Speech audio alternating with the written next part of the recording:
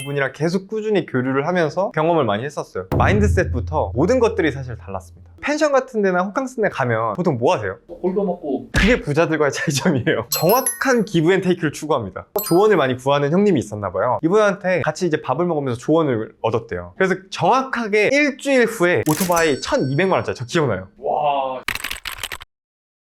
성공하는데 자기계발이 중요하잖아요. 대표님 자기계발 하시는데 얼마나 많이 투자하셨어요? 딱 기억나는 강의료만 한 5천만 원 정도 썼던 것 같아요. 그 중에 가장 기억에 남는 강의가 뭐였어요? 정확히 말하면 강의는 아니었고 진짜 존경하는 부자한테 점심 식사 값으로 1,000만 원을 내고 멘토로 삼았던 적이 있어요. 1,000만 원씩 해줬다고요? 네. 어땠어요? 1,000만 원짜리 값이었나요? 그게? 저는 사실 훨씬 더 그 이상의 효과를 얻었다고 생각합니다. 많은 것들을 배웠어요. 사실 그분이랑 한 번 만나가지고 점심 식사하고 끝냈던 건 아니었고요. 저는 그분을 멘토로 삼는 그거를 위해서 이제 비용을 지불을 했던 거고, 그 일회성 만남뿐만이 아니라 그 후에도 휴가나 주말이나 시간이 될 때마다 그분이랑 계속 꾸준히 교류를 하면서 경험을 많이 했었어요. 그분이 저한테 부자의 삶들, 그리고 주변에 있는 부자분들도 많이 소개해 주셨고 진짜 많이 보고 배우고 느낄 수 있었습니다. 가장 크게 느꼈던 점이 뭔가요?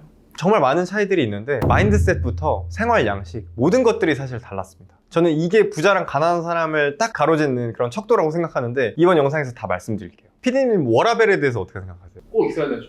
부자들은 워라벨이 없어요. 부자라고 하면 돈이 많을 거고 자유가 많을 텐데 네. 왜 워라벨이 없다는 거예요? 워커홀릭이랑은 완전 다른 개념이에요. 우리가 워라벨이 없다고 생각하면 일을 계속 하루 종일 하는 것처럼 생각을 하잖아요. 그분은 그냥 일상과 일이 동화되어 있어요. 계속 돌아다니시거든요. 일반적으로 한 곳에만 있지 않아요. 돌아다니면서 계속 무언가를 하는데 그게 일인지 노는 건지 표정만 보면 구분이 안 가거든요. 근데 사실은 옆에서 들여다보면 죄다 일이에요. 근데 우리가 일반적으로 사무실에서 일을 하거나 아니면 뭐 현장에서 일을 하거나 일을 하는 사람의 표정들이 대충 예상이 가잖아요. 그렇게 좋진 않잖아요, 사실은. 근데 이분들은 그냥 노는 표정으로 계속 일을 해요. 숨 쉬듯이. 왜 그런 거예요? 그냥 그분들한테는 이유가 없는 것 같아요. 그냥 그 자체가 자아 실현인 거고 행복인 거죠. 돈이 많다고 해서 일을 안 하고 돈이 없다고 해서 일을 하고 이런 개념이 아니라 그냥 일이 그냥 인생 그 자체인 것 같아요. 돈이 목적이 아니라고 봐요. 그렇죠. 그럼 뭘 목적으로 일을 하시죠? 자아 실현? 예를 들면은 자기 전까지 그냥 일을 하시는데 구체적으로 들어가면 그분이 이제 요식업으로 되게 크게 성공하신 분이었어요. 요식업과 부동산업으로. 근데 카페를 가더라도 이 카페는 직원이 몇 명인지를 앞에 있는 사람과 계속 이야기해요. 저한테도 얘기해줘요. 이 카페는 직원이 몇 명이고 고객들이 몇 명인데 이 메뉴판에 보니까 객단가가 1인당 평균 객단가는 얼마고 테이블당 단가는 얼마고 이런 것들을 계속 그냥 일이 아니라 정말 즐기면서 자연스럽게 숨 쉬듯이 분석하고 있어요. 이게만으로도 되게 피곤한데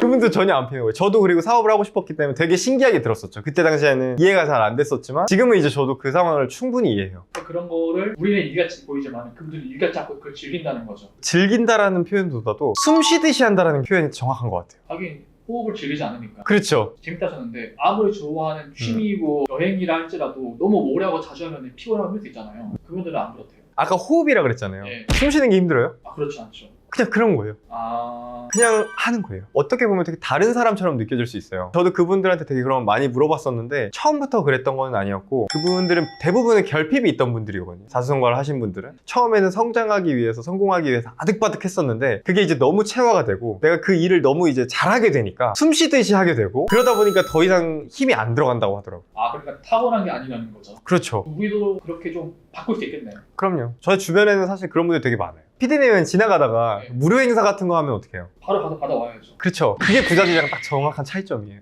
부자들은 안 그래요. 부자들은 안 그래요. 물론 뭐 진짜 먹고 싶은 뭐 시시코너나 이런 것들 관심이 있으면 먹을 수는 있겠지만 기본적으로 부자들은 심리 자체가 공짜를 좋아하지 않아요. 정확한 기브 앤 테이크를 추구합니다. 저도 그게 왜 그런지 정확하게 몰랐거든요. 근데 이분들은 공짜를 안 좋아하는 이유가 본인들도 뭔가를 판매하고 있잖아요. 공급자의 입장에서 있는 사람들이기 때문에 그 심리 자체가 일반인들이랑은 되게 다른 것 같아요. 그러니까 저도 마케팅 서비스를 제공하다 보면 마케팅 서비스에 대한 원가 비율이 있거든요. 원가 비용을 생각하면 이것보다 저렴한 비용으로 다른 사람들이 마케팅 서비스를 제공하는 것들을 봐요. 그러면 저는 거기에 근처도 가지 않습니다. 왜냐면 내가 생각하는 원가의 그 기준, 그거보다 저렴하게 판매하는 곳은 하자가 있거나 목적이 무조건 있습니다. 왜냐면 이 사람들이 바보가 아니잖아요. 내가 무료로 들어가면 그거는 대부분 다 미끼 상품이겠죠. 미끼 상품이기 때문에 추가적으로 뭔가 세일즈를 나한테 하게 돼요. 그러면 내가 거기에다가 또 시간을 뺏기게 되고 피로감을 느끼잖아요. 그걸 너무 뼈저리게 알고 있는 사람들인 거죠. 애초에 아니면 유료로 살 관심이 있다 라고 한다면 무료로 체험을 해볼 수는 있죠. 또 하나는 재밌었던 게 뭐냐면 기브 앤 테이크가 되게 명확하다고 했잖아요. 일단 부자들은 기버들이 많다고 하는데 이거를 좀 오해하시면 안 되는 게 기버라는 거는 먼저 기부하고 나중에 나중에 어떤 방식으로든 테이크를 하게 돼 있어요. 이분들은 개호구가 아니에요. 그냥 퍼주고 기부하고 이런 뜻이 아니라 진짜 줄만한 사람들, 가치가 있는 곳에 내가 무언가를 주면 반드시 돌아온다라는 믿음이 있는 사람들인 거죠. 투자 개념인가요? 약간? 그렇죠. 그분들은 항상 안목이 좋으시기 때문에 좋은 곳에만 기빙을 하시거든요. 의미 있는 곳에만. 자연스럽게 테이크가 돼요. 예를 들면 제가 부자분들끼리 기브앤테이크를 하는 모습을 옆에서 지켜본 것들이 꽤 있었어요. 이걸 볼 때마다 정말 와, 경이롭다. 나도 꼭 저런 부자가 되고 싶다는 생각을 많이 했는데, 제가 모시던 멘토분께서 또 다른 이제 프랜차이즈 대표님, 엄청 또 배우실 만한 분이 있었어요. 이분의 멘토까지는 아니지만 되게 친한 형님이면서 조언을 많이 구하는 형님이 있었나 봐요. 이분한테 같이 이제 밥을 먹으면서 조언을 얻었대요. 그래서 이분이 밥을 샀어요. 제 멘토분이 조언을 얻은 대신에 비싼 밥을 샀어요. 그럼 저희는 보통 비싼 밥 샀으면 됐잖아요. 근데 그게 아니라 비싼 밥은 1차적인 조언을 얻기 위한 그 시간을 한 거고, 조언을 얻은 거에 대해서는 어떻게 표현했냐면, 그 식사 자리에서 저도 옆에 있었거든요. 조언을 해주신 그 형님분이 이렇게 얘기를 했어요. 아, 나도 너처럼 오토바이 한번 타보고 싶다. 근데 멋있는데 오토바이 내가 뭔가 시도할 엄두가 안 나. 이런 얘기를 했었어요. 제 멘토분이 그거를 마음속에 염두에 두고 있었던 거예요. 그래서 정확하게 일주일 후에 오토바이 1,200만 원짜리, 저 기억나요.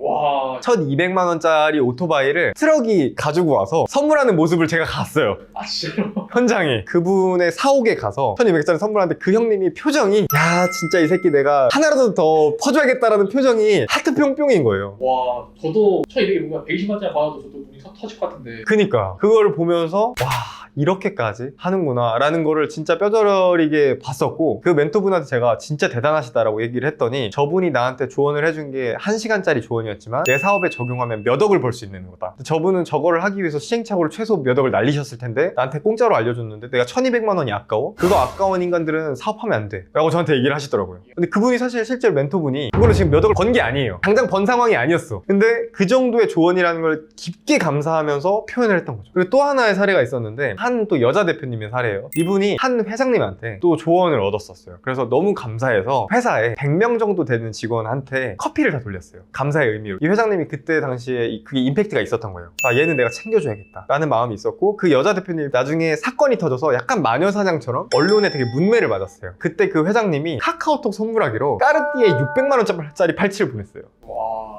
위로차, 이겨내라. 이 정도의 시련이 3번 이상 와야 그때쯤 너가 크게 성공할 수 있다. 이제 첫 번째다. 축하의 의미로 이 팔찌를 보낸다. 너무 멋있지 않아요, 멘트도? 개간지인데요? 개간지다. 카카오톡 선물하기 600만 원짜리 있는 줄도 몰랐어. 그런 식으로 부자들은 고차원의 기브앤테이크를 주고받고 있더라. 근데 그게 진짜 제가 생각하는 부자들이었습니다. 절대 공짜를 바라지 않고 받았으면 확실하게 보답하는. 세 번째는, 피디님 그 호캉스 가시잖아요. 펜션 같은 데나 호캉스 데 가면 보통 뭐 하세요? 꼴도 먹고 놀고, 이게 보통 일상이죠.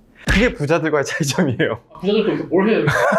제가 되게 놀라웠던 게 있었는데, 이 멘토님과 함께 호텔을 놀러 갔던 적이 있어요. 저희는 그냥 호텔 가면 맛있는 거 그냥 뭐 조식 먹고 뭐 수영하거나 이런 것들을 생각하잖아요. 뒹굴뒹굴 하면서. 이분들 물론 그런 노는 것도 해요. 근데 돌아다니면서 계속 물어보고 다니세요. 뭘 물어봐요? 저 너무 재밌었던, 그냥 그 지배인 있잖아요. 그 호텔 지배인한테 이것저것 물어보시는 거예요. 이 호텔은 언제 시작했냐, 주말이랑 평일에 단가 차이가 얼마나 되냐, 그리고 뭐 스위트룸은 얼마냐, 그리고 이 호텔의 지금 시가가 어떻게 되냐, 이런 것들을 계속 물어보시는 거예요. 호텔 앞에서 이제 산책을 하세요. 근데 거기 뷰가 너무 좋았나 봐요. 그 호텔 지배인한테 여기 땅 임대 나온 것 같던데 여기 매매가 어떻게 돼요? 근데 중요한 건 뭔지 아세요? 저는 호텔 지배인한테 그런 걸 한 번도 물어본 적이 없잖아요. 근데 진짜 충격받았던 건, 호텔 지배인이 대답을 다 해요. 그걸 여기 임대 보증금 얼마에, 월세가 얼마에 나와 있었고 3개월 정도는 얼마였다가 지금 가격을 다운시킨 겁니다. 이런 얘기를 하는 거예요. 그래서 왜 이렇게 알고 있지라고 생각을 해봤어요. 이런 얘기를 물어보는 사람이 한둘이 아닌 거야.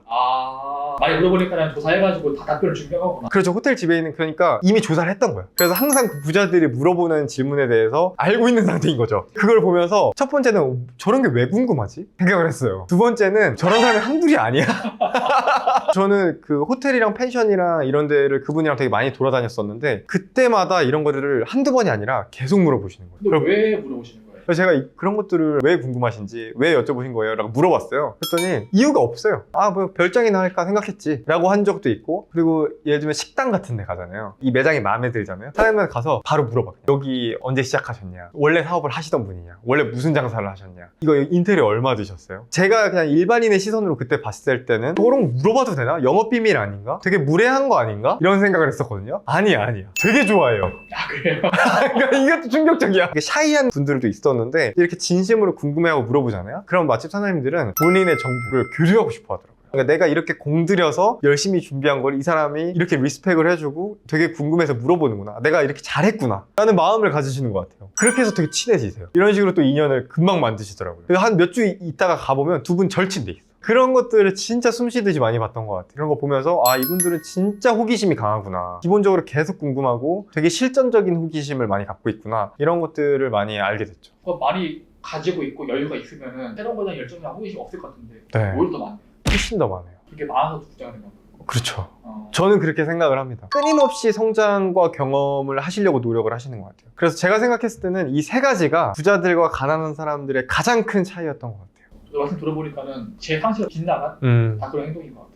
그니까요. 일반적으로 잘 모르시죠. 네, 전혀 아직도 안 되는 게 있는데. 근데 저는 이게 그분들이 타고나서 이렇게 된 건 아니라고 생각하거든요. 자연스럽게 본인의 현실을 돌파하고 싶었고 성장하고 성공하고 싶은 욕구가 강하다 보니까 워라밸 없이 열심히 일을 하다 보니까 일을 잘하게 되고 즐기고 숨쉬는 단계까지 올라갔던 것 같고요. 그리고 그렇게 가다 보니까 끊임없이 계속 궁금해하고 성장과 경험에 투자하다 보니까 그게 계속 모멘텀이 붙었던 것 같아요. 처음부터 그러셨던 분들은 아닌 것 같아요. 그래서 저도 이 영상을 보시는 분들도 나는 지금 일하는 게 너무 힘들고 고통스러운데 난 사실 딱히 궁금한 게 없는데 이러시는 분들도 이 영상 보신 것들을 보고 느끼셨다면 한번 이런 부자의 마인드셋을 흡수해서 여러분들도 실행을 해보시면 꼭 부자가 되실 수 있을 거라고 생각합니다.